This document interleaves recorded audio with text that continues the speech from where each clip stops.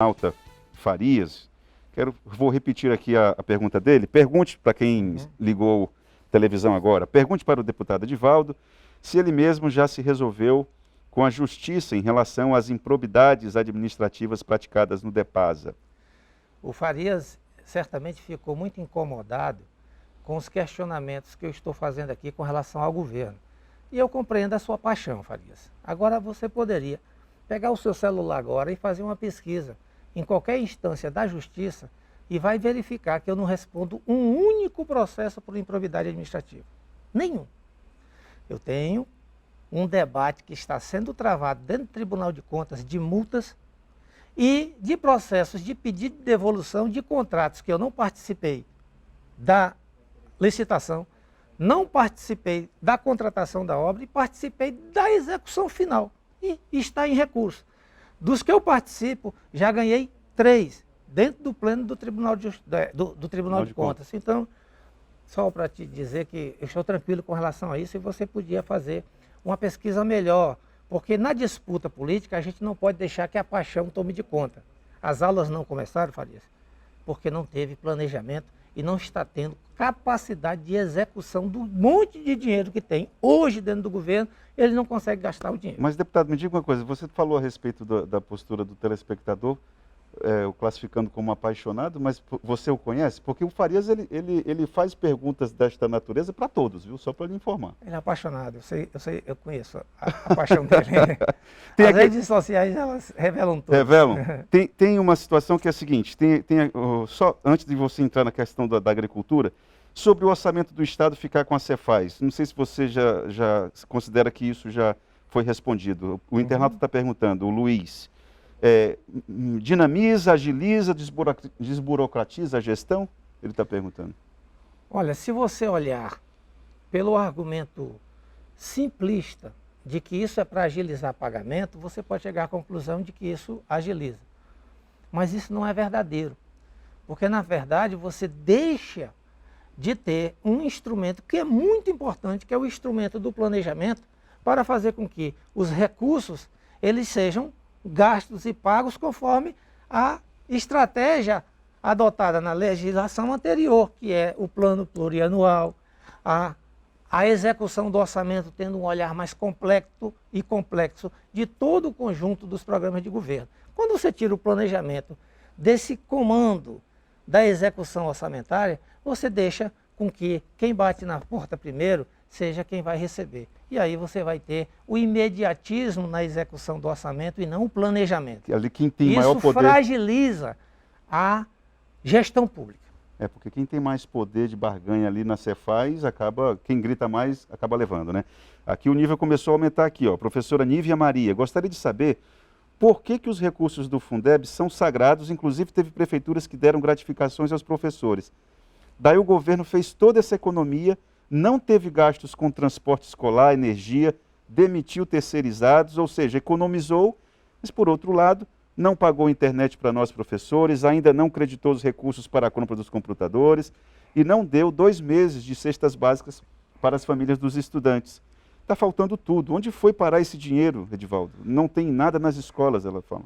Olha, essa é a realidade do conjunto das escolas da rede estadual de ensino.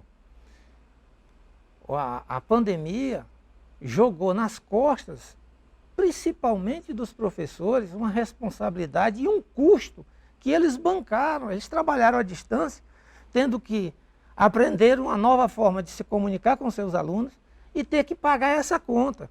O programa, que foi aprovado já pela Assembleia, mas ainda não foram creditados para os professores depois de 1 ano e meio da pandemia.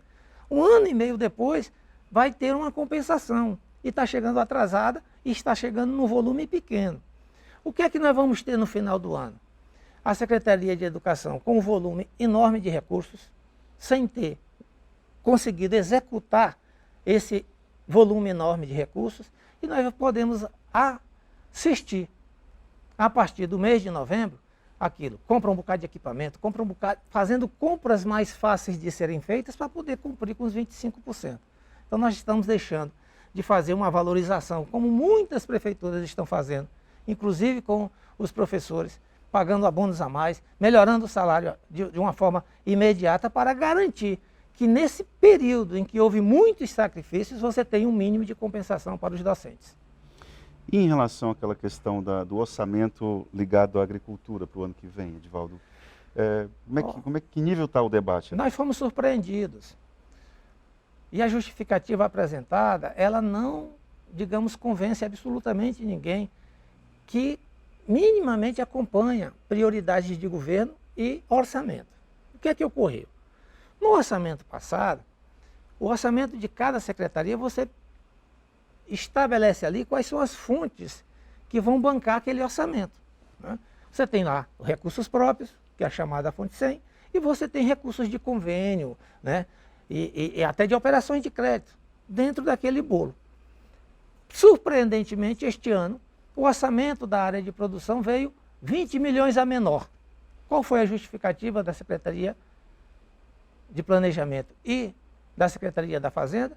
É de que tinham convênios previstos que não foram realizados, que foram realizados a menor, e que esse ano isso não está previsto. Ora, essa justificativa é uma demonstração de que não houve sequer um esforço político para botar num dos eixos do programa do governo, que é a produção agrícola, sequer emendas. Nós tivemos o relator do orçamento da União. Só para dar um exemplo, o relator do orçamento da União e o orçamento da produção no estado do Acre é 20 milhões a menor, porque não conseguiram alocar no orçamento da União mais recursos para a produção. Isso, para mim, é um escândalo. Do ponto de vista, vira um estelionato eleitoral. Nossa discussão na Assembleia é de que a gente deve encontrar outras fontes, fazer alterações. Eu vou apresentar emendas, tem outros deputados querendo apresentar emendas, para que a gente possa repor o orçamento da produção.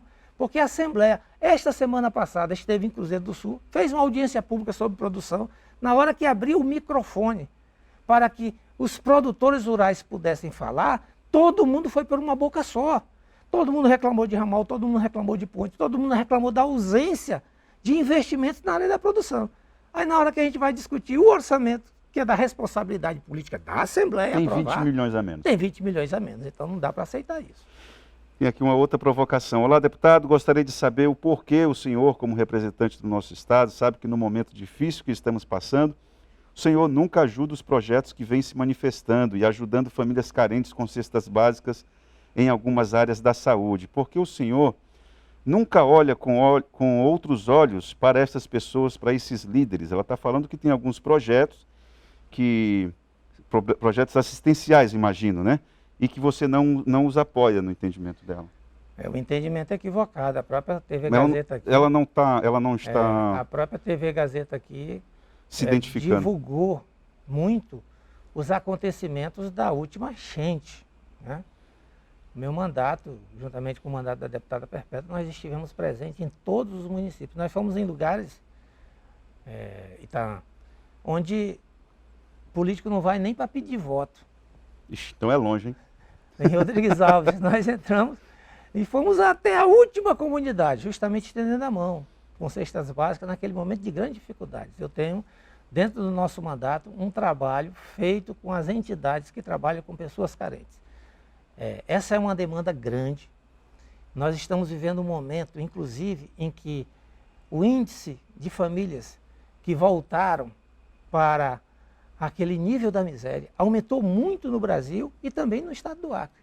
Então nós temos muita carência, nós somos muito demandados e todo mundo tem que ter uma atitude solidária, inclusive os detentores de mandatos. Portanto, é uma reivindicação justa, mas eu só estou dizendo que isso faz parte da nossa agenda. Segundo a Fundação Getúlio Vargas, 1.200.000 famílias estão Ontem mesmo, só para dialogar com a nossa telespectadora, ontem mesmo na Assembleia, nós aprovamos uma proposta de alteração do programa Auxílio do Bem do governo, que quando foi para ser votado pela primeira vez, eu chamava a atenção de que era dinheiro demais e pelas regras que engessavam o público a ser atingido, nós íamos atingir poucas famílias. Eu fiz uma emenda que foi derrotada pela base do governo na época, para que a gente pudesse alargar as possibilidades de atendimento.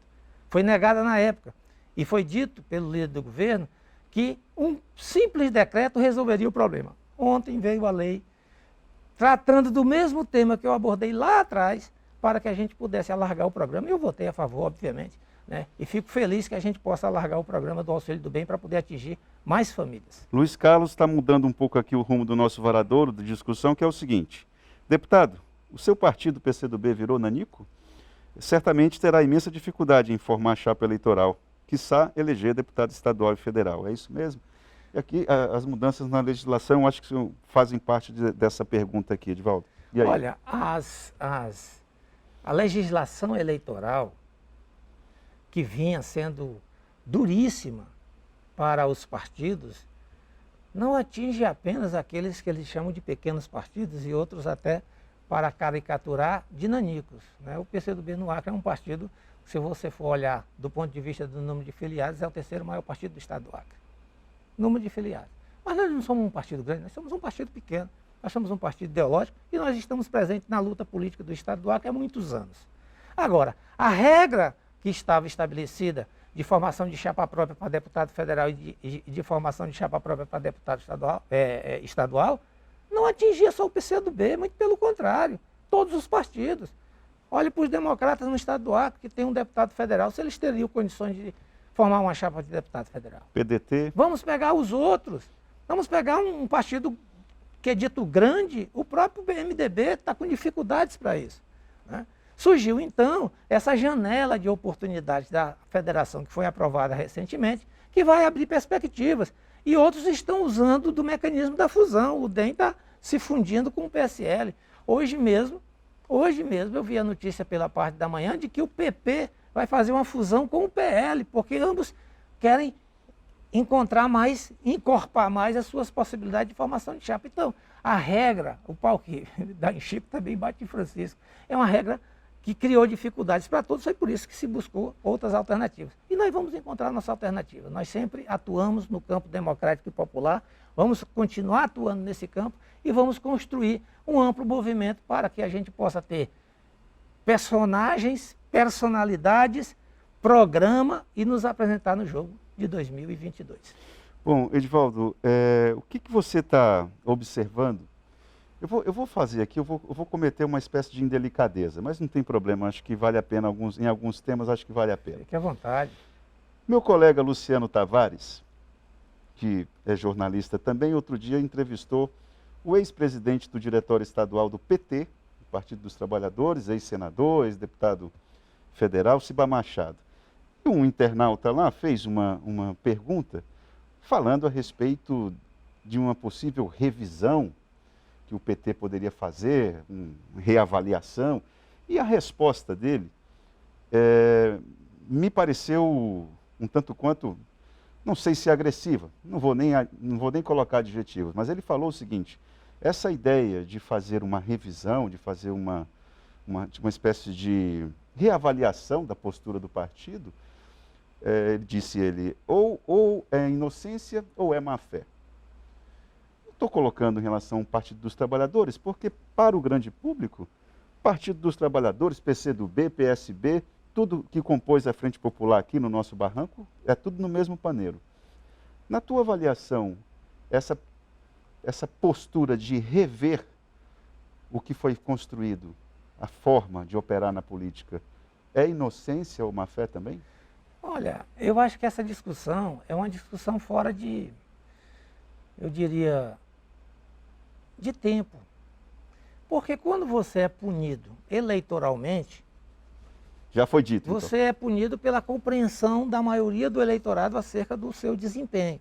Houve uma punição. Mas está tendo agora uma revisão da punição. É só você olhar as pesquisas.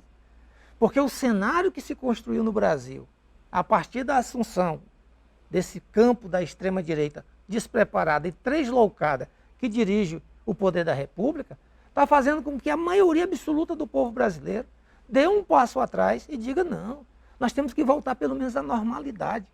Nós temos que ter, pelo menos, as instituições minimamente funcionando e tendo um mínimo de relação entre si, porque tem uma tarefa importante a ser feita, que é voltar o país a crescer, ter investimento público, gerar empregos e a gente voltar a ter esperança. É isso que está colocado. E quem está embalando essas esperanças e apontando para uma retomada desse caminho é justamente aquele que foi acusado das piores coisas do mundo. Está liderando todas as pesquisas, que é o ex-presidente Lula. Então, nós temos que ter humildade, tranquilidade e trabalhar olhando para o futuro. Ter programa, ter proposta que trate da vida difícil que o nosso povo está enfrentando nesse momento para que a gente possa superar as coisas. As pessoas hoje não têm como pagar a botija do gás. É disso que nós estamos falando. É disso que nós precisamos superar. Edivaldo Magalhães, nosso tempo acabou. Queria